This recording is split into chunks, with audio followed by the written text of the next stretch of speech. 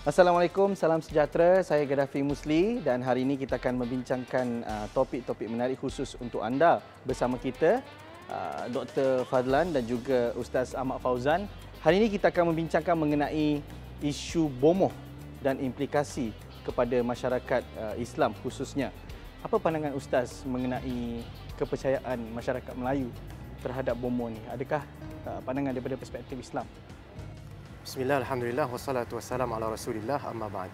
Apabila kita membicarakan tentang bomoh, melihat kepada masyarakat kita di Malaysia khususnya, kita akan dapati di situ adanya kepercayaan-kepercayaan yang mana ada kepercayaan yang menepati Islam dan ada kepercayaan yang tidak menepati Islam.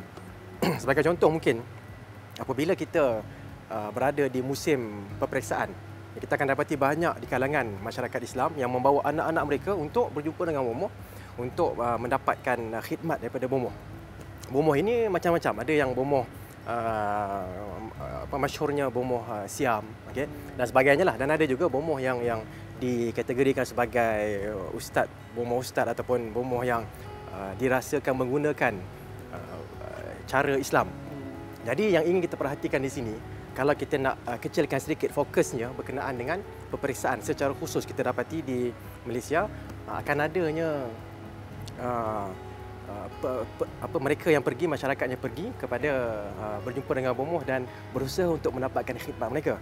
Sedangkan kalau kita perhatikan sebagai contoh, kita dapati Al-Imam Al-Bukhari rahimahullahu taala apabila ditanya tentang bagaimana caranya untuk kita berjaya dalam mendapatkan ilmu, jawapan beliau senang sahaja, iaitu idamatun nazar, sentiasa melihat.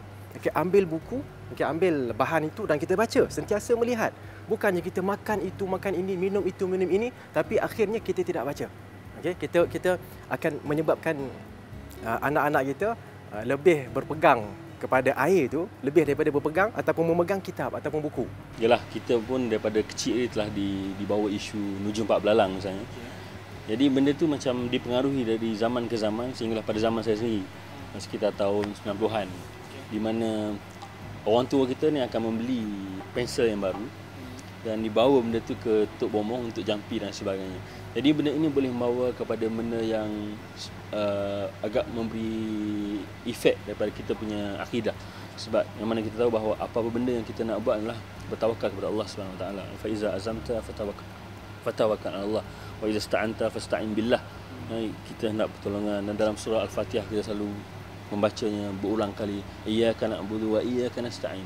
Di sini tauhid dan akidah kita sendiri, bahawa bila kita diajar terlalu obses kepada dalam apa jua hal, baik dari segi peperiksaan, kita proses kononnya berlaku islamisasi, pensel itu diberi solat hajat misalnya. Ada kisah kita letak benda-benda macam tu, tapi dari segi indirectnya ada berlaku benda yang tidak diajar oleh Nabi SAW. Sebab dalam Islam sendiri kita perlu membudayakan budaya-budaya usaha sendiri. Kalau beginilah caranya kita expose kepada masyarakat Islam, jadi Islam sendiri akan jauh ke belakang. Macam contoh, ia akan menjadi backfire kepada kita sendiri, orang Islam non Muslim misalnya. Mereka berusaha compare kepada masyarakat kita sendiri yang hanya lebih kepada tidak berusaha tapi hanya berdoa, kita ada Allah dan sebagainya. Penggunaan air jampi seperti yang kedua ustaz cerita, dan juga penggunaan bomoh untuk lulus exam, ia sudah menjadi seakan satu budaya kepada masyarakat Melayu, dan mereka dah tidak menganggap benda ni salah ataupun bid'ah seperti kata orang kan. Berkenaan dengan jampi, okay, soalan yang diutarakan tadi, ada perkataan jampi. Jadi saya nak berikan sedikit penekanan. Macam mana sebenarnya, apakah jampi yang dibenarkan ataupun langsung tidak dibenarkan? Kita dapati kalau kita melihat kepada amalan Rasulullah SAW, jampi itu ada, bukan tidak ada. Okay? Tetapi fokus jampi itu pada apa? Fokus jampi ialah kepada masyarakat ataupun sebahagian daripada masyarakat yang menghadapi masalah. Okay, masalah di sini mungkin boleh jadi dirasuk syaitan, okay, kesakitan dan sebagainya. Okay, mungkin tidak dirasuk tapi sakit. Maka di situ kita akan dapati hadis-hadis menunjukkan yang Rasulullah SAW berjampi dan menjampikan sahabat-sahabatnya. Tetapi tidak ada pula apa yang disebutkan tadi berkenaan dengan adat masyarakat kita, iaitu kita bila nak lulus peperiksaan, Okay, kita minta jampi. Sebenarnya dalam bab jampi ni tidak ada satu jampi yang boleh kita baca jampi orang tu akan jadi baik. Baca jampi orang tu akan jadi soleh. Tapi orang percaya. Orang percaya. Tapi padahal kalaulah benda ni laukana khairan nasabakuna ilaih. Kalau benda ni memang baik akan dibawa oleh zaman berzaman, start daripada zaman Nabi, sahabat dan sebagainya. Tapi Islam ni datang bukan dengan cara macam tu. Kalau tidak mesti masakan Nabi SAW berdakwah dengan hanya menjampi air zam-zam dan sebagainya. Bagaimana Abu Talib akhirnya mati dalam keadaan kufur. Mengapa tidak Nabi SAW membaca air jampi, baca Yasin dan sebagainya, habis satu surah, satu Quran dan sebagainya untuk mengislamkan Abu Talib. Dan hadis Nabi SAW, man atakahinan falyatasaddaq wa qad kafar. Kita mendatangi orang bomoh, dukun dan sebagainya, kita mempercayai, maka akan kufurlah kita.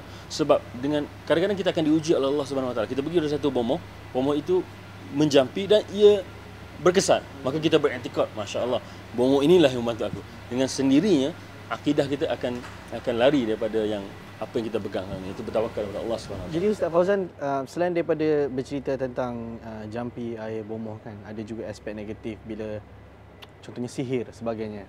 Ada juga cerita mengenai kita menyihir orang.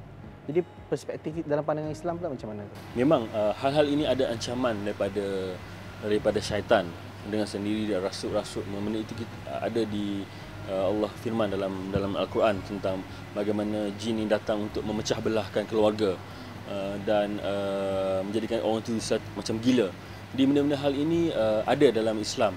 Jampi-jampi, tiupan bila kita membaca, dan ayat-ayat kisah sahabat bergelut dengan syaitan dan sebagainya diajar surah Al-Baqarah.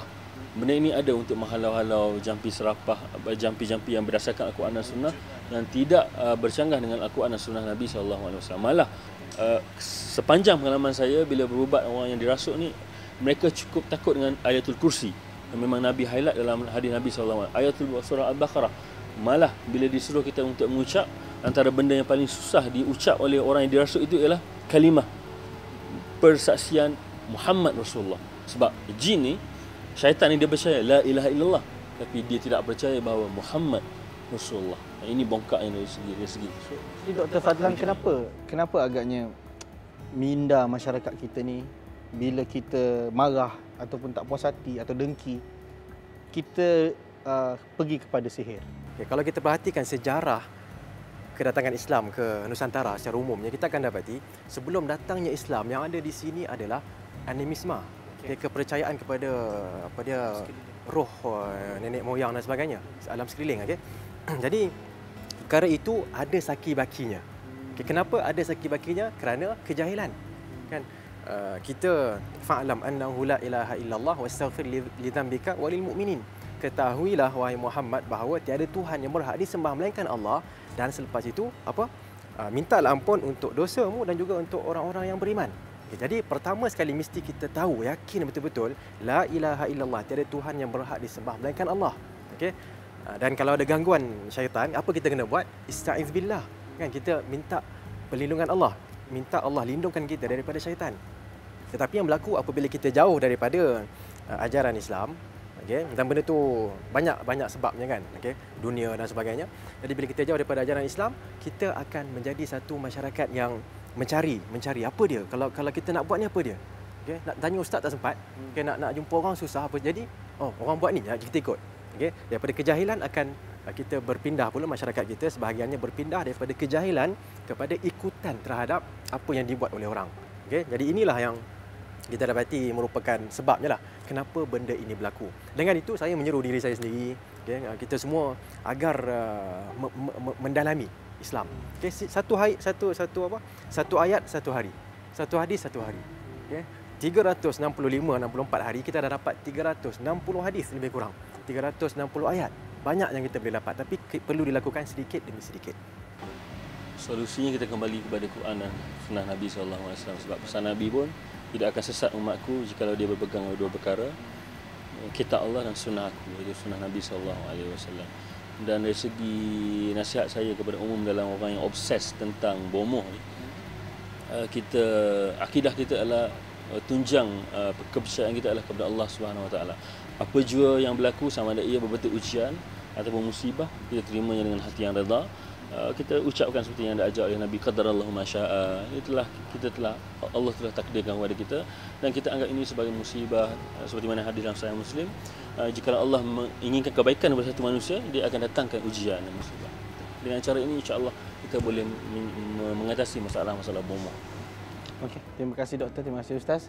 Begitulah konklusi perbincangan kita pada hari ini mengenai isu bomoh.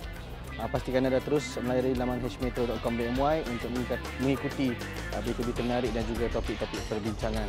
Sekian, terima kasih.